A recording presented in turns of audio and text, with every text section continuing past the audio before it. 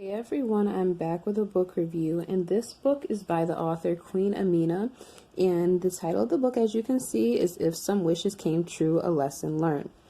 So, this book was something else. It had a lot of characters in it. That was something I noticed from the very beginning of reading the book, was it had a lot of different characters. Every clique of like characters in this book, they're from different sides of town. So you have like a group of people from the side.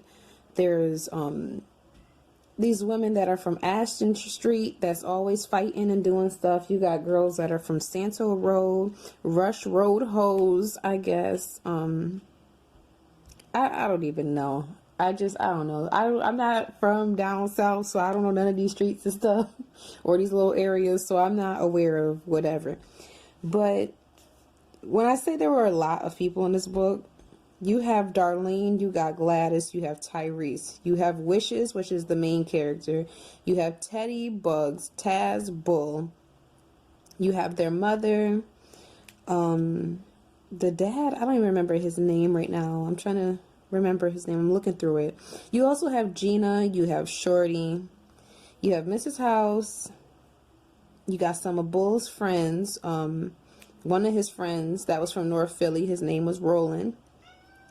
You got Yvette, you have Ange and Mika, you have Chris, you have Mark, which was their cousin. I'm trying to see. You also have Ray. You have someone named Anthony, someone named Tiny. So Tyrese being Darlene's brother. You have a lot. And you also have Dallas, Kenya, Teddy. I think I already said him. Point is, there were so many characters in this book that it was crazy. Like, I was trying my best to remember from what side of town this person was from, why this person had issues with this person. This book was kind of like, it was written different. That's the best way I know how to describe it, was that it's written different. I'm about to sneeze any second now, so when I do, bless me, I'm sorry. This book just had a lot going on. Like, it had a lot going on. I couldn't... If I were to best describe what this book was about, I would say that basically think of like a bunch of 17-year-olds running around. They're kind of wild. Some of them are selling drugs and hijacking stuff from people, robbing people for $27,000 in one situation. It just felt so crazy because like all of these characters for the most part are 17 and up. The main character, Wishes, I don't even know how I feel about her. I think that she was like a damn ticking time bomb walking around of like, when is something gonna humble this girl and make her sit down? From the beginning of the book, it just was very clear that Wishes comes from like a dysfunctional community. While her parents are somewhat kind of like Muslim and they kind of sort of try to instill some Muslim beliefs in their kids, they also are aware, for the most part, their kids be out here being wild. Like, the kids drink, they smoke. The father's aware, for the most part, that Wishes is kind of very sexually active and that she kind of deals with this guy and this guy and this guy. It just kind of felt very dysfunctional. It felt like a dysfunctional kind of, I'm not even going to say a hood love story, because there was no, like, for me, there was no climax. For me, it was just kind of, for me, it was no climax, because from the, like, just from the beginning, you have them running around and just fighting for no reason. They're fighting people over small and minute stuff. They're fighting over, oh, you said this to this person, or they're fighting because, oh, I'm going to prove a point to her, then I'm not scared of her. There was even a point when her brother Bull and their cousin Mark got into a fight because the cousin Mark had gave them money just because, like, it just was petty stuff. Like, I feel like this book would definitely be best being advertised to maybe kids that are like graduating high school, like starting off college, maybe that age group. But for me, I didn't like it, because to me, if some of the things they were arguing about were so petty and minute, I didn't like it. Some of how the book was written as well, it kind of felt like the author was like having a conversation with you. It didn't really necessarily feel like, I don't know how to describe it. It just kind of felt like the conversation of the book was basically just being had instead of you reading a book. I'm trying to find a part because I know I had added in notes of examples of that throughout the book. I really kind of just wanted more from Wishes. I just felt like it took too long for her character to actually, I don't even know what. I don't know. You guys, this was not my favorite book.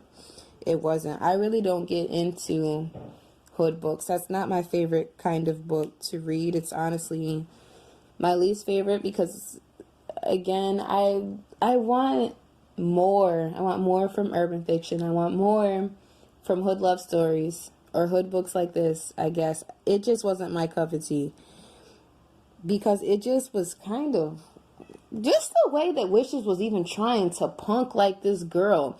I'm trying to find the girl's name. Basically, she's dealing with this boy named Chris. She's also dealing with Dallas.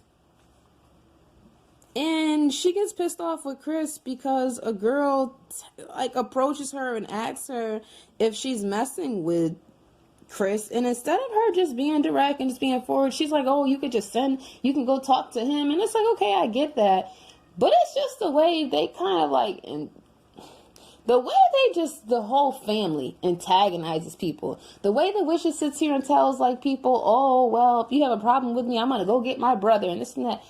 I don't like shit like that. I just don't. To me, it just seemed like a whole lot of bully culture in this book that I don't subscribe to. I didn't like it. The part that I'm getting back to, let me see. So when I say like the book was kind of written like the author was having a conversation with you, this is a part of the book. She had her homie Kenya from Critter Street, and she didn't give a fuck about the situation. However, she could see on Sophia's face that she did. Unfortunately for Kenya, was just like bugs. Okay, so that was like a typo. So there were more than a few. There were a few spelling issues throughout the books where sometimes there was a word missing or there was a misspelling to the point where you really didn't know what was being said or what the exchange was. Continuing on with what I was reading by when I was saying that the author basically was talking to you. So as the teacher was taking roll and the girl was talking shit to her buddies about Bugs and for what, there were 5 of them in Bugs' homeroom class and just the 2 of them. But Bugs played it cool. She ain't tripped. She knew all she needed was Taz and it was over. One thing people did not know about our house was that our father was a little crazy. So just from that like section, it just, I don't know.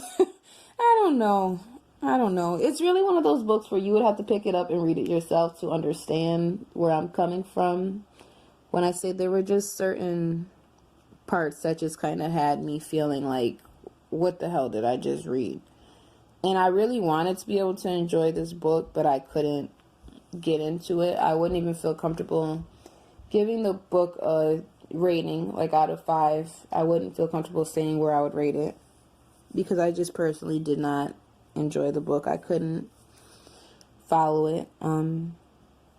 That's all I really have to say about it. If you guys have read the book already, you guys can tell me what you guys think about it or what you guys enjoyed about it. I did a review by this author, I want to say 2 weeks ago now. It definitely was 2 weeks ago. By the time this video gets uploaded, it was definitely 2 weeks ago. So, we're all quarantined in. So basically, if you guys were looking for a new book or a different book than usual to read, this is a book that you guys could check out and see how it flows for you. that's all I really have to say about this book, but I'm going to drop all of the information for the book down below.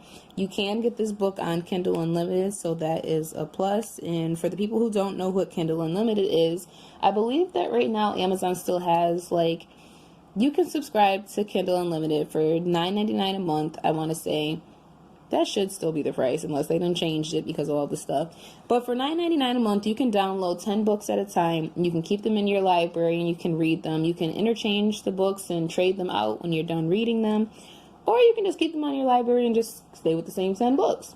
So this book is on there. It's definitely worth your money to have Kindle Unlimited. I don't remember exactly how much this book costed because I know I got it with Kindle Unlimited, so I wasn't able to see that. It does say on here that the book was 202 pages. So you guys check out the book and you let me know what you think.